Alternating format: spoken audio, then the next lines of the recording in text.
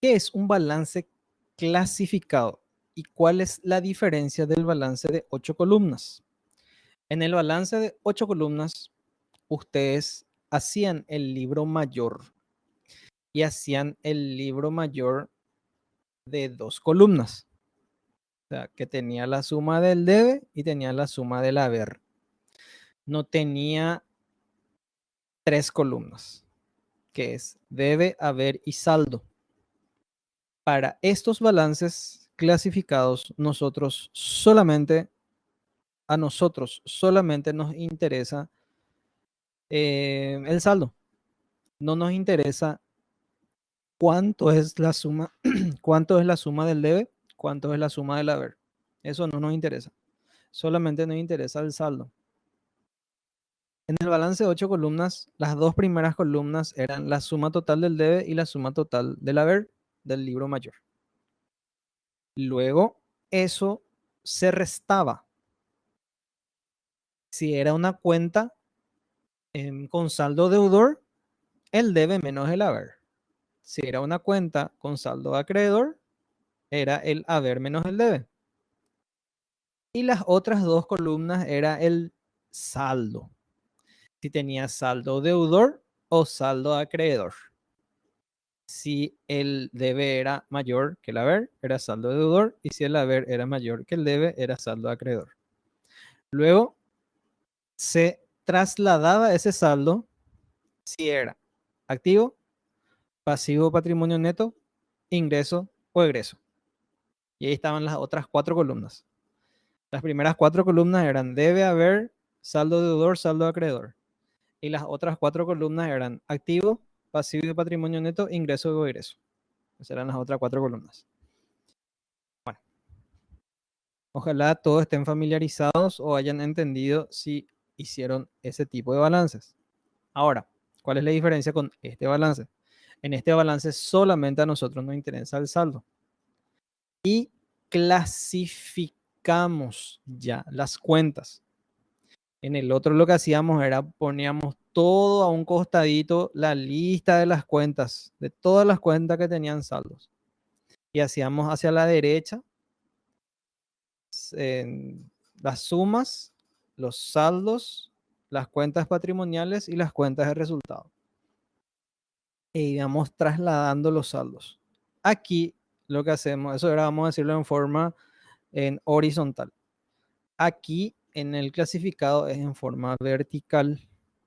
Las cuentas se van clasificando dependiendo de su tipo de cuenta y se separan. Por un lado se hacen las cuentas patrimoniales, que justamente es el balance general, en donde solamente se registran las cuentas del activo, del pasivo y del patrimonio neto. Y ya vamos clasificando. Así como ven aquí, tenemos la cuenta. Vamos a desmarcar todo. Lo clasificamos. Activo, pasivo, patrimonio neto. Luego, cada cuenta se vuelve a clasificar. El activo se clasifica en activo corriente y activo no corriente. Luego, el activo corriente se vuelve a clasificar en disponibilidades, créditos, inventarios, gastos pagados por adelantado. Y aquí el activo no corriente se vuelve a clasificar. Créditos, propiedad, planta y equipo, cargos diferidos, activos intangibles. Todas esas cuentas que estuvimos hablando, que les estuve comentando, son cuentas de agrupación. O sea, son cuentas que agrupan la suma de cuentas que sí se registran. ¿A qué me refiero con sí se registran? Recaudaciones a depositar es una cuenta contable que sí vas a hacer el asiento contable. Vos vas a recibir un dinero que vas a depositar posteriormente en una cuenta bancaria y ese dinero que estás recibiendo vos tenés que registrarlo contablemente, tenés que hacer un asiento contable. Es una cuenta del activo, entonces tiene un saldo deudor. Al tener un saldo deudor, se registra en el debe para que aumente su saldo y se registra en el haber para que disminuya su saldo. Aquí entonces nosotros registramos en la cuenta recaudaciones a depositar 837.374.496. Tiene saldo deudor. Es una cuenta del activo que corresponde a disponibilidades. Activo, activo corriente y disponibilidades no se registran en los asientos contables. No son cuentas en las cuales se utilizan en los asientos. Sí se utiliza recaudación a depositar, sí se utiliza caja, sí se utiliza fondos fijos y sí se utiliza bancos. La suma de todas estas cuentas contables se suman en disponibilidades. La suma de recaudaciones a depositar, caja, fondo fijo y bancos, la suma de todo esto, como verán aquí, da 1.564.066.473. Sería la suma de todo lo que está en disponibilidades. ¿Por qué? Si yo necesito saber cuánto es el saldo de disponibilidades, ahí tenés que saber qué son las cuentas de disponibilidades. Son las cuentas activas que representan el valor que yo puedo disponer en forma inmediata, que es dinero en efectivo, que yo puedo efectivizar ya, ahora, sin ninguna intermediación. Esas son las cuentas de disponibilidades.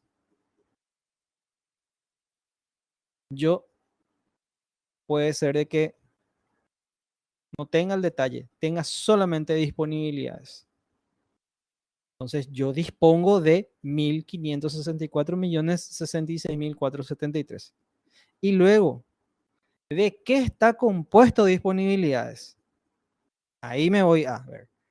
Recaudación a depositar, 837 millones. Caja, 30 millones. Fondo fijo, 3.500.000. Banco, 693. Entonces, estas cuentas son cuentas de agrupación.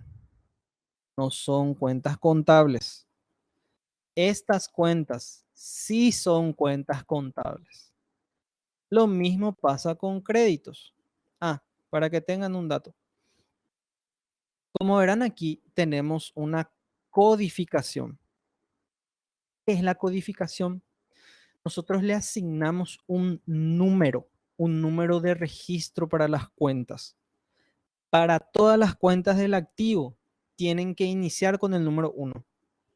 Si inicia con el número 1, su codificación quiere decir que es una cuenta del activo. Si tiene, aquí como verán, 1 activo, 1.01 quiere decir que es una cuenta del activo corriente. O sea, todas las cuentas del activo corriente tienen que tener al inicio la codificación 101. Y verán aquí, todas estas cuentas tienen 101, 101, 101, 101, 101, 101. Toditas son activo corriente. 102 es activo no corriente.